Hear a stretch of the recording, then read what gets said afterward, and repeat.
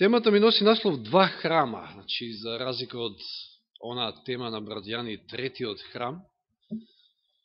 Ќе зборуваме за два храма, односно за паралели кои што постојат меѓу небесниот храм, или Јани зборуваше за оние земски храмови, почнувајќи од скинијата или шаторот во пустината, па се до оној трет храм кој што некои имаат замисла и сакаат да го изградат во Иерусалим. Значи, но јас ќе ги поврзам небесниот храм со еден друг храм, затоа ќе почнеме во прво послание до Коринќаните во 6 глава. Прво послание до Коринќаните 6 глава. Последните два стиха од 6 глава ќе се сетите веднаш за кој храм станува збор овде. Значи, прво послание до Коринќаните 6 глава 19 и 20. Или не знаете дека вашето тело е храм на Светиот Дух, кој е во вас, кого го имате од Бога, па не си припаѓате само на себе си, зашто скапо сте купени, и така прославете го Бога во своето тело и во својот дух, кои се Божји. Целото месече зборуваме за таа повереничка служба и она мисла која што за мене е можеби една од најбитните е мислата дека и фактот дека ништо, односно се што имаме, ништо што имаме не е наше. Па дури овде овој стих вели дека и ние самите не се припаѓаме само на себе. Туку сме Божји и сме создадени, тоа е и првобитната улога, да бидеме храм, нашето тело да биде храм на Светиот Дух, кој што вели овде, кој е во вас, нормално во случај, ако станува збор за она вистинска заедница со Господа. Светиот Дух, кој што е се присутен, може да биде во секој од нас. Че нашето тело е храм на Светиот Дух, или би требало да биде храм на Светиот Дух. Дори два пати овде вели дека сме Божји и долу во 20 стих баш е прави она поделба со која што се бави докторот Хорст Милер, кој што имаме работа, нели, веќе подолго време, и која сме кај ова, да ви напоменам дека наскоро ќе го погледнеме и четвртиот дел, кој што е исто така многу добар. Сега, кои се паралели може да ги повлечеме меѓу храмот, нашето тело и небесниот храм? Прво, како што овде уште во овој стих гледаме,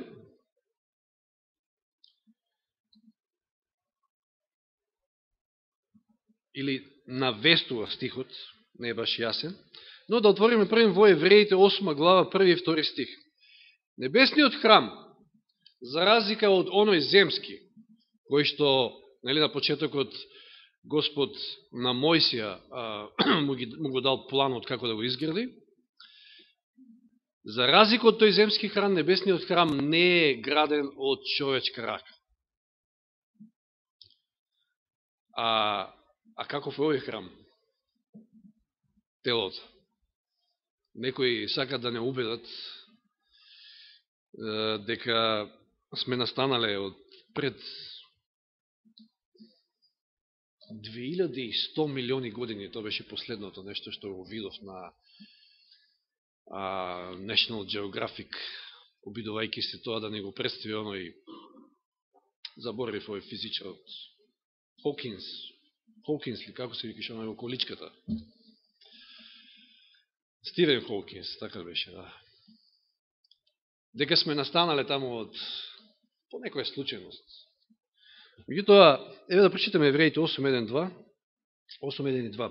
Во ова што е кажано главно е, имаме таков првосвещеник кој седна одесно на престолот на величеството во небесата, како служител на светилиштето и на вистинскиот шатор, што го подигна Господ, а не човек. И знаеме да не отвараме, да побрзаме, во Битие 2.7, баш се опишува оној процес, оној величествен настан. Значи, после 6 дена на создавање, во 6-тиот ден таму, Господ ќе го создаде човекот според својот лик, со своји раце. Она што Дејан го има како идеја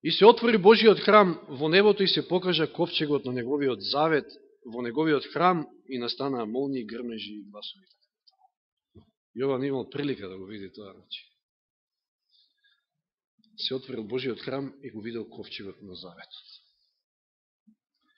И сега, што мислите, дали, еве ќе почнеме од природните закони, кои што се исто така Божји, ги има некаде запишено во нашето тело, во овој храм.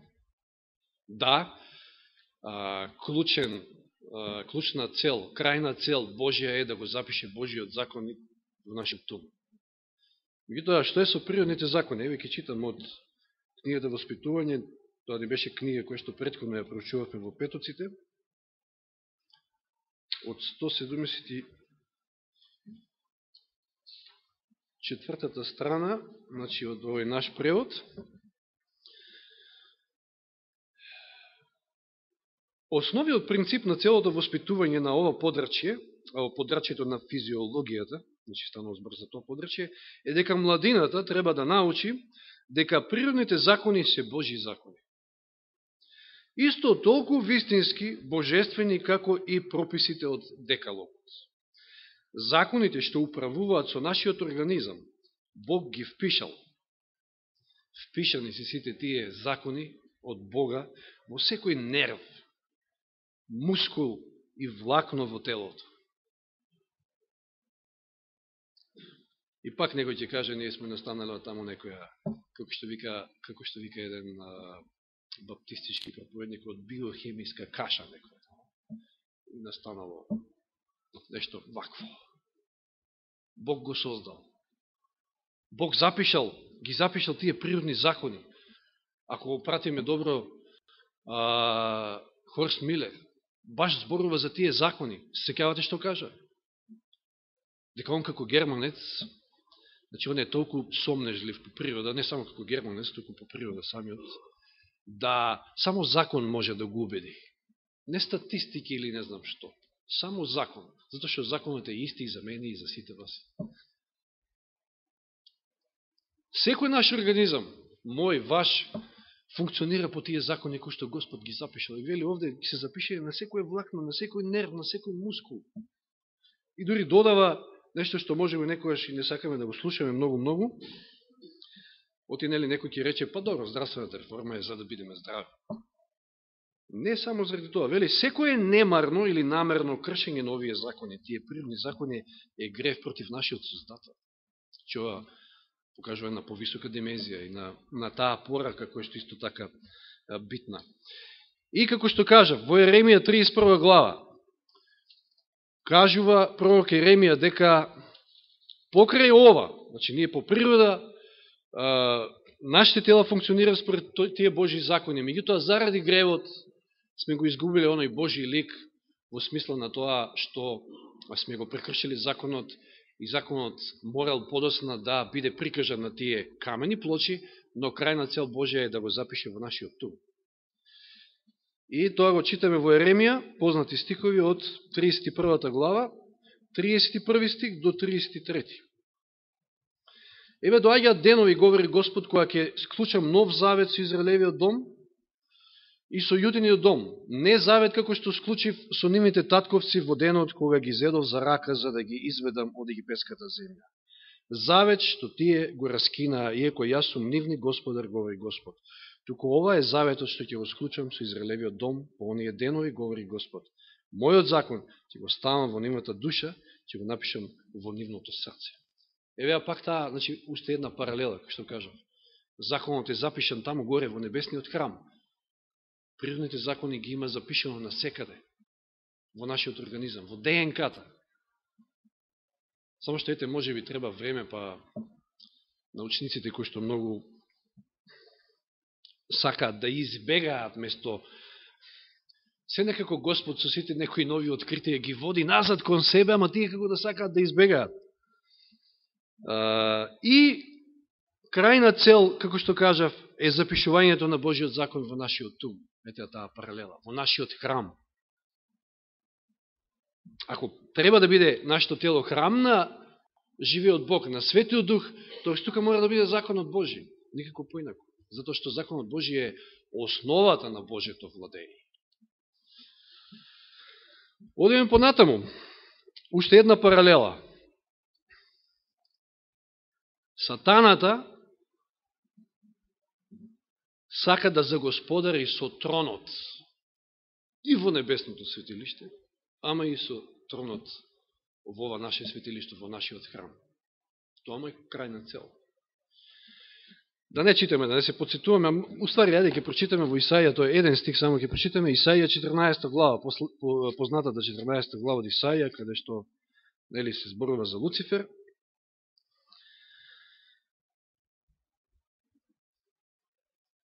Тринаести и 14 стих.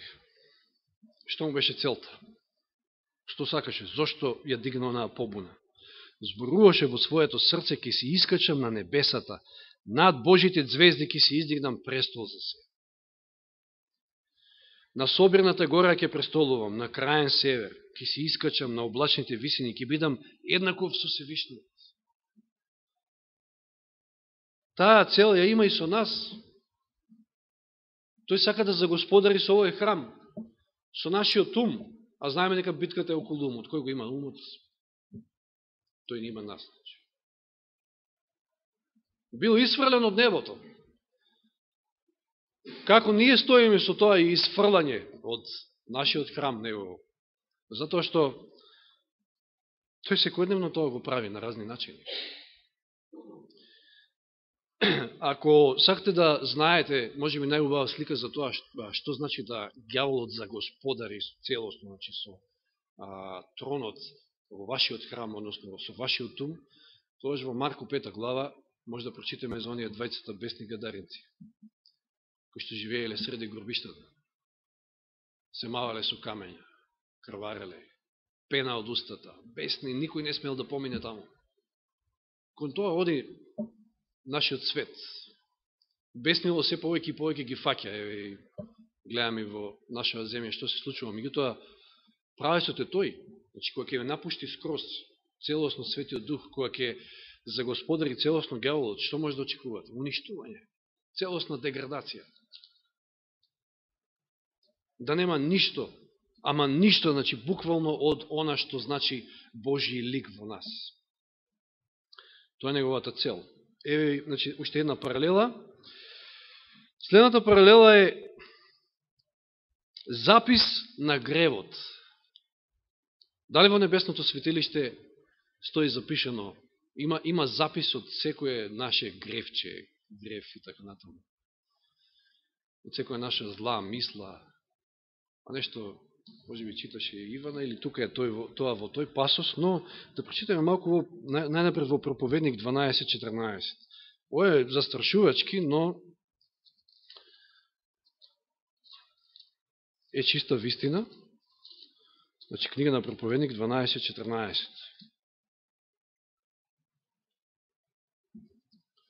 Ова е над сите инструменти и начини за прислушкување или надгледување големиот брат и така натаму. Затоа што Господ ги слуша сите наши зборови, Господ гледа се што правиме, и Господ ги знае и сите наши мисли, ако сакате. Тоа е она што никоја обавештајна служба не го може. А гледате во светот што се случува ако ви извадат некој муабет прислушкуван. Па сега тоа може да биде лепен или не знам каков, ама Господ ќе ви го извади комплетно онака како што е. Но не со цел да ве осуди. Господ не сака да не осуди, Господ сака да не спаси. Што вели во Проповедник 12.14? Последниот стих. Или откако ќе каже Соломон, кој е завршниот збор? Бој се од Бога и исполнувај неговите заповеди. Зашто тоа е се за човекот. И вели, зашто сите скриени дела, било добри или зли, Бог ќе ги изведе на суд. Колку книги има таму горе, нели? Така ни е опишено, за да разбере народот од секоја доба, да кажам, книги. Не знам дали се тоа книги, тоа Господ само знае. Кога ние денеска имаме, Господ ни дал разум да направиме компјутери, да работиме со компјутери, хард дискови и така натаму, тогаш не знам што има тој. Нешто над секој наш ум. Но како и да е, се е запишено. Гревовите, вели, за кои не сте се покајали и кои не сме ги напуштили, нема да бидат простени и избришани од книгата, туку на денот на Божиот суд ќе бидат сведоци против грешникот. Без оглед на тоа дали човекот своите лоши дела ќе ги направи среде белден или кога и да е. Божите ангели го виделе секој сторен грев и го запишале во непогрешните книги. Гревот може да се негира, да се скрие пред таткото, пред мајката, пред овој, пред оно. Ова е застрашувачки, наистина. Значи нема нешто што можеме да го сокриеме да Господ не го знае. Постои запис за се. Темнината и најтемната ноќ, таинственоста на највештите измами не можат да сокријат нито една единствена мисла пред знаењето на вечниот. Бог има точен извештај за секоја неправда и за секоја нечестно дело. Како што има точен извештај во онаа спомен книга, нели, имаш и таква книга, за секое добро дело, за секое наше залагање за душите. Каква свечена помисла, вели овде Елен Вајд. Ден по ден се губат во вечноста и небесните книги се полнат со извештаи, а баш живееме во времето на Јом Кипр, кога се одвива судот. Постои запис за се. Еднаш изговорените зборови, еднаш сторените дела, не можеме никогаш повеќе да ги вратиме, затоа што постои запис. Ангелите го забележале и доброто и злото. Најсилниот освојувач на земјата не може да го поништи извештајот на само единствен ден, како што знаат да бришат цели истории, па да си ги прикажуваат историјата, нели? Како што велат победниците пишуваат историјата секогаш. Не, таму ништо не може да се избриши. Човек не може да допре до таму. То може само Господ да го избрише, ама ако се покаеме. Ако сме покајани од гревот, како што вели таму во книгата ќе стои простено. Тоа се брише само со Христовата крв, нели? Тоа уште една паралела, ама за таа ќе зборуваме следната сабота. И вели, на судот точно ќе се испита како сме, еве го тој дел, значи, ги употребиле дарбите што сме ги добиле. Како го користиме времето, парите, се. И љубовта нормално како водечка во сето тоа, мотивација, да не читам. Таму се наоѓа извештај, вели, за неисполнетите должности кон нашите ближни и за занемарување нашите обврски кон Спасителот. Дури таму ќе се види колку пати луѓето му го посветиле на сатаната своето време. Своите мисли, своите сили што му припаѓаат на Христа.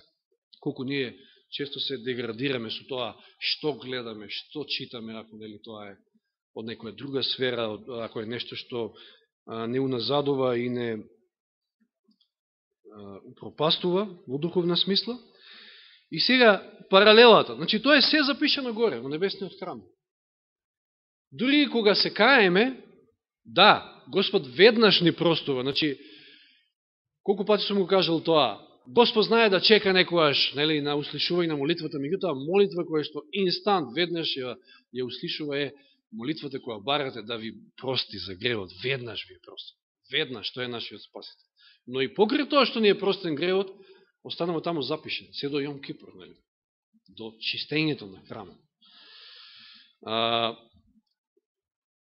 Сега, дали постои во нашето тело, дали постои во овој наш храм запис за гревот?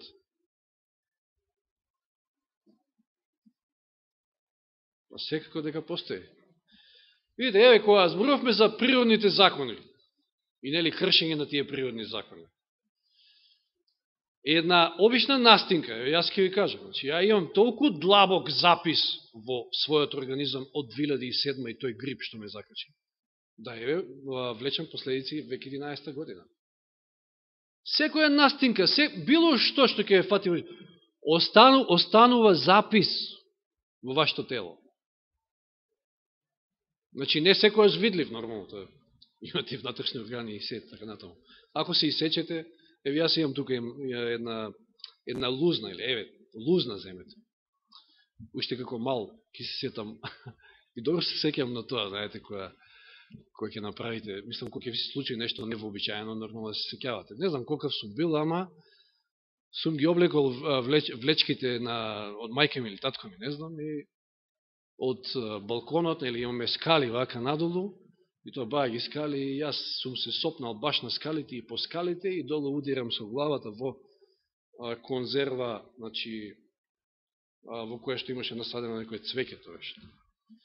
И фала на Бога, добро сум поминал. Таа лузна ми е тука некаде од тоа. Меѓутоа, нашите тела содржат еден куп лузни. Од секакви болести, од секакви... Еве, пак ќе се навратам на Хорст Милер. Секоја погрешна мисла, погрешен импулс, кој што се праќа од кортецот преку нервите до мускулите, до нашето тело, се тоа остава лузна. Да не зборуваме за психата. Или еве, тоа се некои наши телесни навики кои што ги имаме, грешни навики во исхраната и така натаму во нашиот живот, кои што сите оставаат запис и лузни во нашиот организам. Но што е со моралните навики? Погрешни морални навики. Уште ова и ќе завршиме, па ќе продолжиме следната сабота. Марко 7 глава. Познати стихови, Марко 7 глава од 21 до 23.